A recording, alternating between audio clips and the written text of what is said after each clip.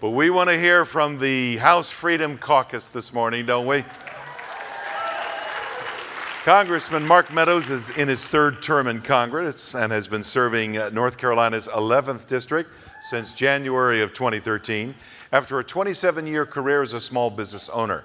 In November of 2016, Jeff Meadows was elected chairman of the House Freedom Caucus, a group of roughly 40 conservative members of Congress dedicated to giving a voice to those who feel forgotten by their government.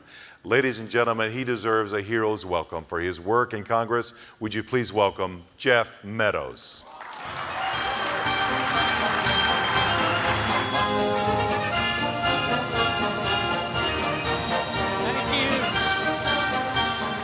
Thank you. You know, I have been waiting a long time to get back at Gil. Yo, Gil, come on back out here. We're not going to let this one go, are we? Are we? You know, I've known Gil for 20 years. He's called me Jeff more than a dozen times. Not enough, not enough. Jeff, I am so sorry. That's okay, George. It is so good to be with you. It is. So I have to do a proper greeting. Good morning, deplorables. You know, that's the gift that keeps on giving. I'm here to tell you, I bet there is a candidate for president that wished she never said that. What do you think? You know, I want to share just a little bit behind the scenes. You know, you had Sebastian Gorka come out here, and with his accent, he could say the sky is blue, and you would think that it was eloquent and wonderful. I know that.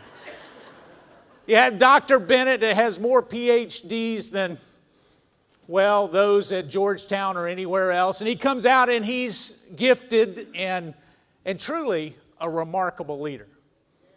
I'm sandwiched between Dr. Bennett and Todd Starnes, who has this booming voice that you think it's the voice of God. And as he comes in, you know, and I'm just a guy from North Carolina that doesn't need an interpreter.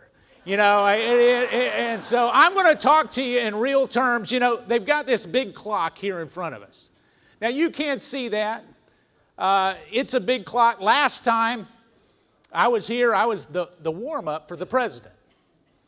Now, the president doesn't need a warm-up. I can assure you that. He can handle things on his own. And so as I was getting there, they said, you know, Mark, you're going to be right before the president.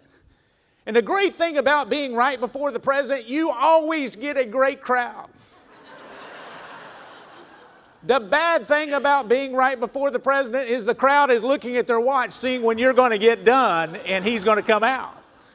Now, this clock that's here in front of us, last time they had a 10-minute clock up there, and they said, Mark, what we want you to do is give a passionate 10-minute speech.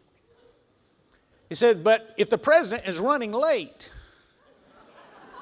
we're going to add a little bit of time to your clock, and so you just need to keep going until the president gets there. I said, I can handle that. I can add in a story or two, and, you know, I can be real. And they said, but if the president is running early, we want you to cut a little time off of that speech. So they wanted me to give a 10-minute speech plus or minus 10 minutes. So the only good thing is Todd, I am not going to cut this speech off for you today. We're going to let you worry about the VP here in just a few minutes. But last time we were there and I was giving this speech and I had this, you know, I was given this story and I looked down and it had about 6 minutes left. I said, great, I'm going to tell this one story. I'll look down, it'll be about 2 minutes left. And so I'm giving the story. I looked down expecting to see 2 minutes on the clock, and it said 8 minutes. Well, I started sweating. I'm trying to figure out what the heck am I going to talk about. And so eventually, I finished the speech. I came off. I said, well, was the president running late? And they said, oh, no, the president was on time. He was backstage talking to my wife while I was out here dying. I mean, I'm just here to tell you. I mean, you know, it's, life is funny. You know, if you live long enough, everything's going to happen to you. We're from North Carolina, and I want to get serious for just a minute. Because we have had devastating storms, flooding like I have never seen before. I had the opportunity just literally a few days ago to go with Mark Harris, who is running for Congress in the 9th Congressional District outside of Charlotte. We went over to the east, and for me, it's about a 7-hour drive to get over there. And as we went over, it gave me a real understanding of not only the values that you and I hold dear, but the values that most of America hold dear. Because before the storm, there was already relief coming from my district, which is a 7-hour drive. Hearts with Hands went over. They were in the storm's place. They had a truck. They were ready with relief supplies. The Baptist men from a number of different Baptist churches left what they were doing, left their jobs. They were over there and providing, and still are today, providing relief for some of those folks. But as I got there on the ground, we went in and we were able to get into this place that truly should have been a 15-minute drive from where we were. It took an hour and 15 minutes to try to come in the backside. And what I saw that particular day really warmed my heart.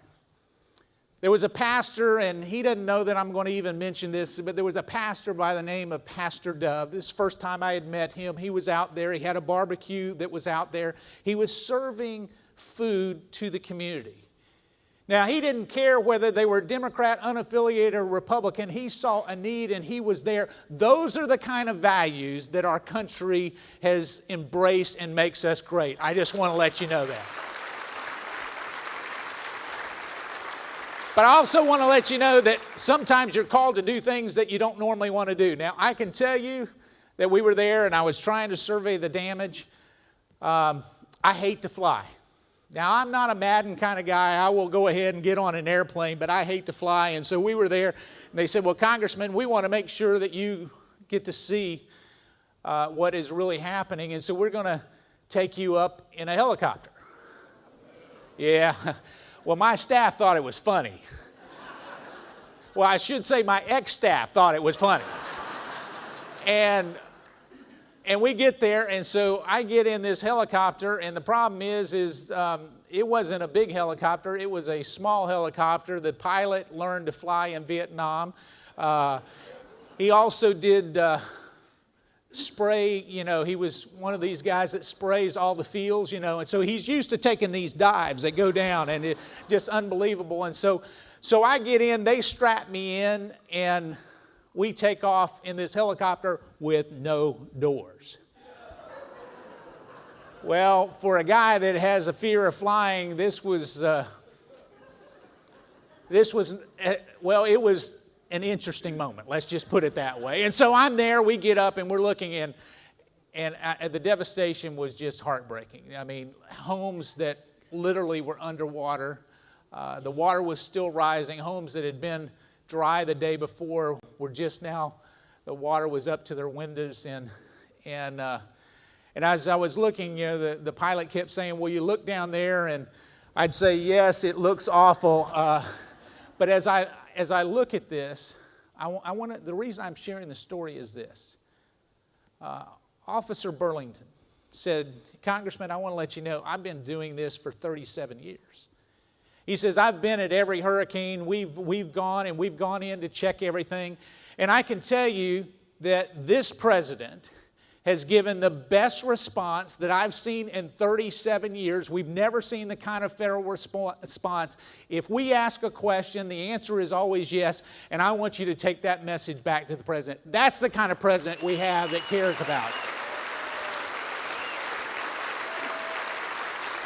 But I'm here to tell you that if we do not continue to stay engaged, the very first thing that a House of Representatives, that if it has a Speaker Nancy Pelosi, will be impeach this president. So it is important that we show up again on November 6th. It is important that we stay engaged because the progress that this president has made is remarkable. Now, you've heard about some of the things already, but I can tell you early on, I was concerned that some of those campaign promises weren't going to be kept.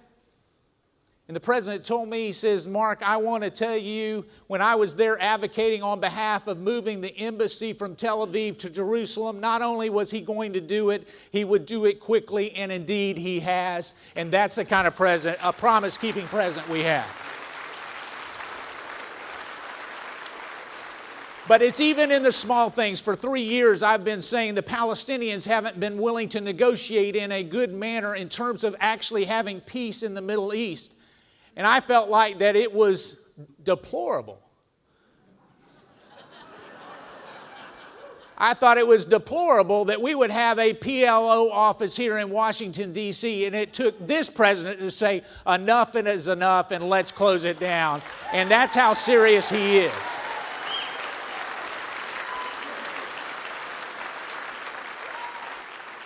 But perhaps you've seen in recent days, in fact, just yesterday, the headlines come out that Rod Rosenstein talked about actually wearing a wire and going into the Oval Office to secretly record this president.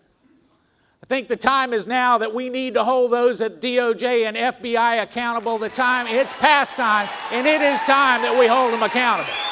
Yes, without a doubt, it is time. It is time.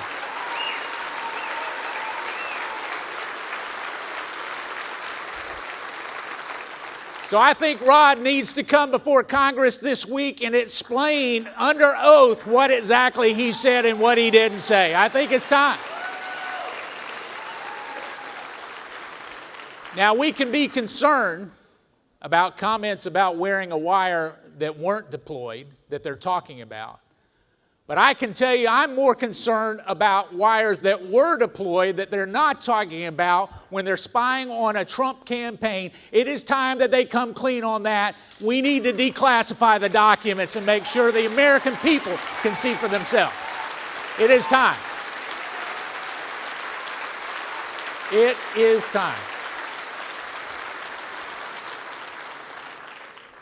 It is also time that we continue to speak up from our communities each and every day and not let the left silence our willingness to stand up for this great country. We need to make sure we speak up. I can tell you, there are few things that unite us other than truly our values. But I can also say this, is that when we look at standing up for our country, it is important that we not make a political statement. I think that it is not appropriate to make a political statement at a wedding. It's not okay to make a political statement at a funeral. And it is not okay to make a political statement when we have the flag and when we stand to salute it. We need to honor our veterans and make sure that we stand and let them know that we're united. It is not okay. It is important.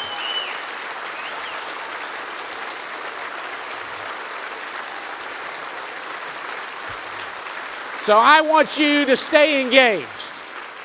I want you to once again applaud this president for being proud of who we are. When you have a pastor, Andrew Brunson, from my state, my area, from Buncombe County, who has been held hostage over in Turkey, it's gratifying to know that I've got a president that not only will talk the talk, but walk the walk and stand up on behalf of a religious freedom. It is key. So I'm going to close with this little personal story about what happened last year. Now, they've gone to yellow. They're flashing yellow, just so you all know. They're wanting to make sure that I finish. You can turn off the clock. I'm going to finish on time.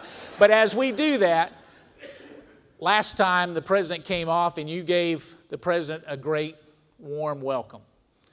And he came off and he was saying, well, you know, I think that went pretty well. I said, I think it went better than pretty well. And he actually offered for me to take a ride back to the White House in the Beast, his official limo. Now, I share that not because we got to ride in a limo and it was a once-in-a-lifetime thing for me and my wife. I share that because we got in the car before he did. And you know why that happened? Because he was backstage taking individual pictures with our law enforcement officers, our first responders, and those that are here. You never read about that on the headlines, but because he personally cared, he was backstage doing that. He does that at almost every single place he goes to show our law enforcement the honor that they're doing. That's the kind of president we have. That's the kind of president we need to continue to support.